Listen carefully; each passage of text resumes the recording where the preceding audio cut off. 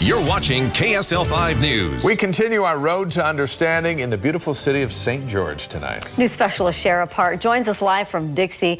Shara, you've had a time to speak with some of the residents down in the southern end of our state. What are their concerns there?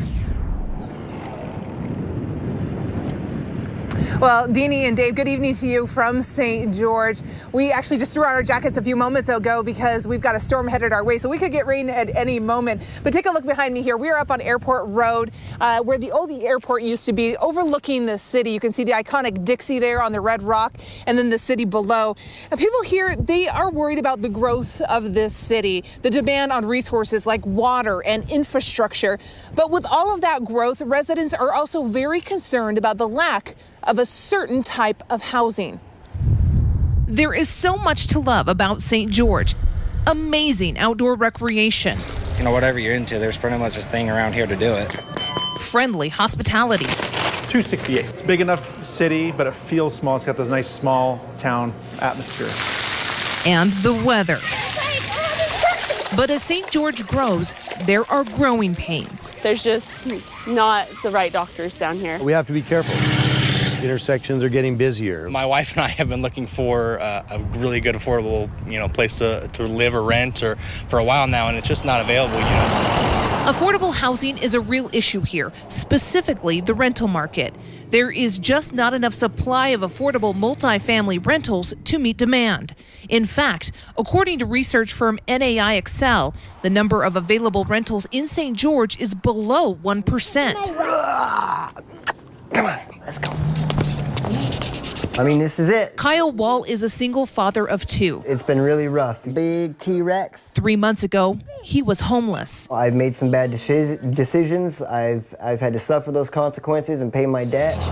Wall is working a minimum wage job, trying to make ends meet.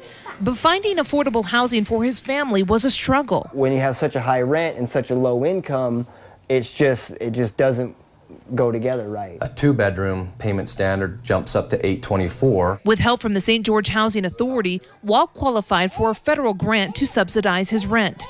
There are hundreds of families in St. George applying for similar grants. There's definitely an issue right now. We see people coming in and out of our doors every single day looking for housing.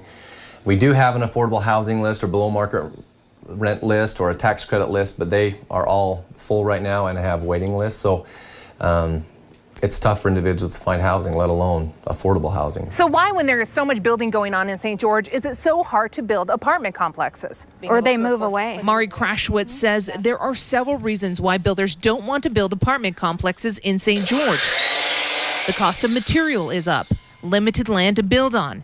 There is a labor shortage. Residents don't want the buildings. And one of the biggest reasons, impact fees. For example, the Washington County Water Conservancy District, if you build a 4,000 square foot single family home, you're going to pay about $7,417 in 2017. If you're building a multifamily 50-unit complex, each one of those units is the same price. It's $7,417. One plan for affordable housing in St. George is the Riverwalk Village, a 55-unit complex for those who qualify. The only problem is the city still needs about $1 million before they can break ground. That'll be a great thing, but that's going to be a drop in the bucket to what we need as far as housing goes, as far as affordable and just housing itself. While the city continues to look for ways to help families find affordable housing, families like the Walls hope it happens sooner than later. I work 6 days a week, and then I come home, and I wake up and I do it all again. Oh, gotcha! So more families like theirs can find stability in St. George. I see these kids as often as I can. I spend as much time with them as I can, and, we're just working on building our life back together. And the St. George Housing Authority says that its Section 8 voucher program is a program that assists about 275 families.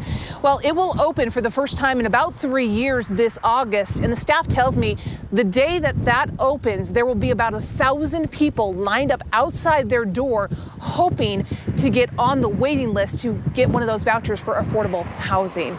Now, we also want to talk about the good things that are happening in St. George. There is a ton. We've learned so much over the last few days. We've got the expansion of the IHC hospital here in St. George.